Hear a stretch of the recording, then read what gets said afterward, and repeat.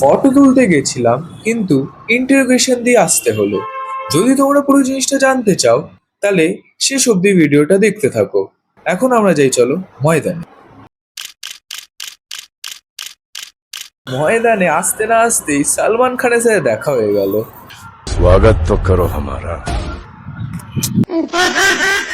এরকম করে লোকেরা খারাপ করে ছবি। এখানে একটা ভিউ পেয়েছি, ভাবছি একটু এদিকে চলে যাই, ওদিকে তাহলে ভিক্টোরিয়া মেমোরিয়ালটাও নিতে পারবো। ওয়েট গাইস, দেখি এবার মনে হয় একটা ভালো শট আসবে। Let's see. अरे ये क्या क्या क्रिकेट खेलेगा रे, आउट ही হয়ে গেল। হ্যাট ব্লগার है क्या? नहीं ब्लॉगर नहीं, फोटोग्राफ स्ट्रीट फोटोग्राफी करते। হ্যাঁ শুট हो रहा है। আমি এখন ওয়ান অফ দ্য বেস্ট লোকেশনে দাঁড়িয়ে আছি ময়দানে, যেখানে তোমরা ফটোশ্যুট করতে পারবে। প্রচুর এখানে মানে প্রি ওয়েডিং শ্যুট এক্সেপ্ট্রা হয়ে থাকে। এখানে দুটো দিদি রিলস বানাচ্ছে, আমি সাইড দিয়ে হালকা করে বেরিয়ে যাব, নাহলে জুতো পেটা খেতে চাই না। আমি গিয়ে বলবো দিদিদেরকে যে দিদি কটা এখানে ছবি তুলে দেবো, চিরু হয়ে যাবো চিরু। जॉब छोड़ दूं? গিয়ে বলাই যাক। I fail to do it. बाप को भेज, तेरे बस की बात नहीं।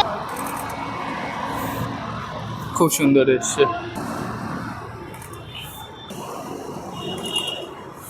গাইজ এখানে পুলিশ দুটো ছিল, বসেছিল। তো আমি জাস্ট রাস্তা পেরিয়ে এদিকে আসছিলাম ছবি ফবি তুলবো বলে। তো আমি তখন রেকর্ড করছিলাম না, আমাকে ডাকলো ওই দুটো পুলিশ কাকু। তো বলে কি তুমি এটা কী করছো, এখন কি লাইভ আছে? বললাম কি না না এখন লাইভ নেই।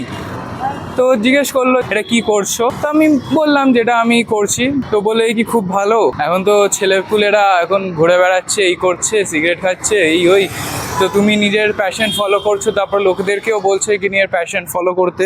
তো ওনাদের খুব ভালো লাগলো শুনে এই কথাগুলো। তো ওটাই আমি বলতে চাই গাইস, পজিটিভ ইম্প্যাক্ট ফেলো। এখনকার জেনারেশন আমার মতন যারা এখন জাস্ট আইএসসি শেষ করেছে বা কলেজে আছে বা 12-11-এ পড়ে, কিছু সময় নিয়ে প্যাশনকে দাও। তো কই না খুব জ্ঞান দিয়ে দিয়েছি।